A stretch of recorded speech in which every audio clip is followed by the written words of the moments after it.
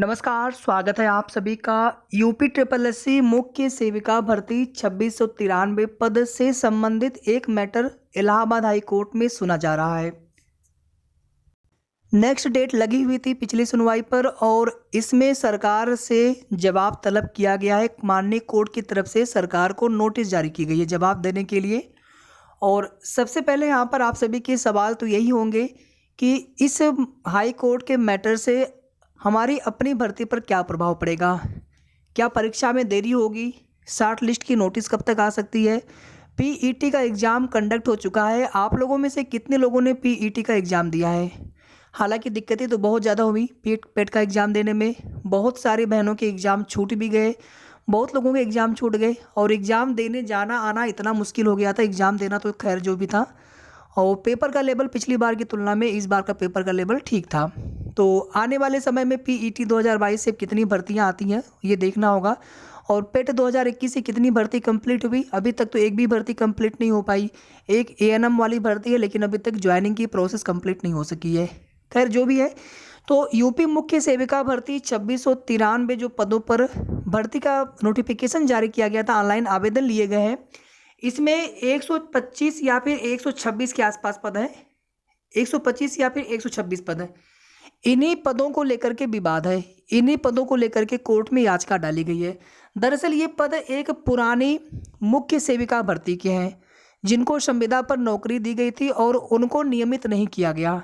सरकार का ये तर्क था कि नियमावली के अनुसार उनको नियमित करने की जो नियमावली है उसको वे फुलफिल नहीं करती हैं। इस वजह से उन मुख्य सेविकाओं को नियमित नहीं किया जा सकता और उनके पदों को आपकी भर्ती में शामिल कर लिया गया है, जिस वजह से वे मुख्य सेविकाएं, वे बहनें हाई कोर्ट की शरण में हैं और वहां से उनकी कोशिश है कि उनकी सीटें उनको दे दी जाए और उन सीटों पर उनको नियमित किया जाए। क्योंकि अगर उन पदों पर नई भर्ती के माध्यम से अगर यहाँ पर रिक्रूटमेंट कंप्लीट हो जाता है तो फिर उनके नियमित होने की संभावनाएं समाप्त हो जाएंगी। तो कुल मिलाकर के मैटर यहाँ पर यही है कि अगर यहाँ पर कुछ होता है, अगर माननीय कोर्ट की तरफ से अगर याचिकाकर्ताओं को, जो मुख्य सेविकाएं बहने लगभग 75-80 के आसपास गई है इलाहाबाद हाई कोर्ट में, लगभग जितनी भी याचिकाकर्ता हों, और उसका कोर्ट का मैटर जो उसके केस लिस्ट वगैरह जैसे ही हमें थोड़ी सी अपडेट मिलेंगे हम आपको बता देंगे। केस लिस्ट, केस संख्या क्या है और उसमें कब की डेट लगी, सब कुछ बता देंगे आपको। लेकिन फिलहाल में उसकी वजह से आपकी भर्ती पर कोई रोक जैसी चीज़ें नहीं है। अगर इस तरह से कोई भी कहीं से भी आपको जानकारी मिलती है तो गलत है। ऐसे कोई भी जानकारी, कोई भी रोक आपकी भर्ती पर नहीं है। बहुत हो सकता है यहाँ पर तो आयोग से या सरकार से कह लीजिए, आप यहाँ पर आयोग से नहीं सरकार से कह लीजिए कि यहाँ पर जब तक जवाब दाखिल किया जाएगा सरकारी अधिवक्ता की तरफ से, तब तक ये हो सकता है कि उनके जो पद हैं उन पदों को छोड़ करके बाकी पदों पर भर्ती प्रोसेस आगे बढ़ा सकते हैं, ऐसा हो सकता है। और चूंकि अभी तो एग्ज़ाम होगा, एग्ज़ाम के बाद जब फाइनली जब डीबी वगैरह होंगे, जब फाइनल मेरिट लिस्ट बनना होगा तो उस समय देखा जाएगा कि आज या जब डीबी के लिए रिजल्ट आएगा उस समय कितने पदों पर रिजल्ट देना है, यानी उसी हिसाब से कि कितने गुना अभ्यर्थियों को, कितनी गुना बहनों को बुलाना है, कैंडिडेट्स को बुलाना है डीबी के लिए। और फिर डीबी कराने के बाद जैसे एएनएम में हुआ वैसे ही फिर फाइनल मेरिट लिस्ट बनेगी। तो अभी बहुत समय है और उसके पहले पहले ये मैटर कोर्ट से 100% बहुत जल्द निस्तारित हो जाएगा। जितना भी समय लगे, 1 महीने, 2 महीने, 3 महीने। तो इसकी वजह से ना तो आपकी भर्ती पर कोई रोक है और ना ही आपकी भर्ती परीक्षा में किसी भी प्रकार की कोई देरी होने की उम्मीद है। आपकी भर्ती यूपी ट्रिपल एससी आयोग से करवाई जा रही है। और अगर मान लीजिए जो पिटिशनर, जो याचिकाकर्ता मुख्य सेविकाएं जो इलाहाबाद हाई कोर्ट में उन्होंने याचिका डाली हुई है, अगर बहुत होगा, अगर उनके फेवर में अगर ऑर्डर आता है तो उतने पद आपके 2693 में से माइनस हो जाएंगे। उसके बाद लगभग जो है 2500 मतलब 2500 सीटों पर आपकी भर्ती प्रोसेस आगे बढ़ेगी। तभी भी आपकी भर्ती में किसी भी तरह की कोई दिक्कतें नहीं आने वाली है।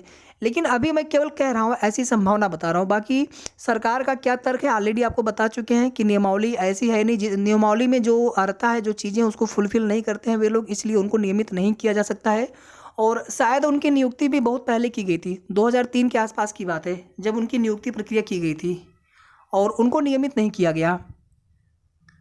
अब यहाँ पर देखिए, पीईटी का एग्जाम हो चुका है। अब आयोग जो है दूसरी भर्तियों पर कार्य करना स्टार्ट करेंगे, साथ ही साथ पीईटी के ओएमआर की स्कैनिंग, वो सब प्रोसेस चलते रहेंगे। तो अब जो है, और आज से एक भर्ती है वन दरोगा भर्ती।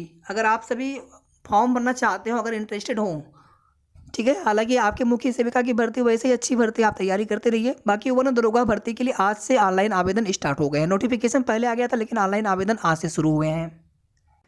तो आपकी भर्ती की जो परीक्षा है बहुत ज़्यादा देरी नहीं होगी। हमने आप सभी को दिसंबर एक्सपेक्टेड बता रखा है, तो आप दिसंबर ना तो जनवरी फरवरी तक, इससे ज़्यादा डिले नहीं होगा, क्योंकि अभी तक शॉर्ट लिस्ट की नोटिस आई नहीं।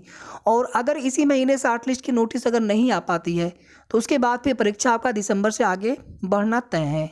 तो अभी समय है, 10-12 दिन का समय है। देखते हैं, शॉर्ट लिस्ट की नोटिस आपकी इसी महीने भी आ सकती है। बाकी आगे की कोई भी अपडेट प्राप्त होगी आप सभी को बता दिया जाएगा। और जो प्रैक्टिस सेट क्लासेस आपको दिए जा रहे हैं उनको आप सभी देखते रहिए।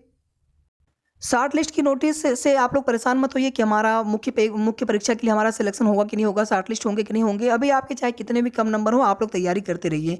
फॉर्म बहुत ज़्यादा नहीं भरे गए, 15 गुना तो वैसे भी लिए जाने हैं। तो तैयारी सभी लोग करते रहिए। बाकी मौका मिला तो आगे आप तैयारी कंटिन्यू रखिएगा। अगर नहीं मिला, अगर अनफॉर्चुनेटली, तो फिर वहाँ पर क्या कर सकते हैं। ठीक है, तो ये हो गई महत्वपूर्ण सूचना। वीडियो को आप सभी प्लीज़ लाइक कर दीजिएगा, शेयर कर दीजिएगा जितना हो सके, ताकि इस मैटर से किसी को भी परेशान होने की ज़रूरत नहीं है।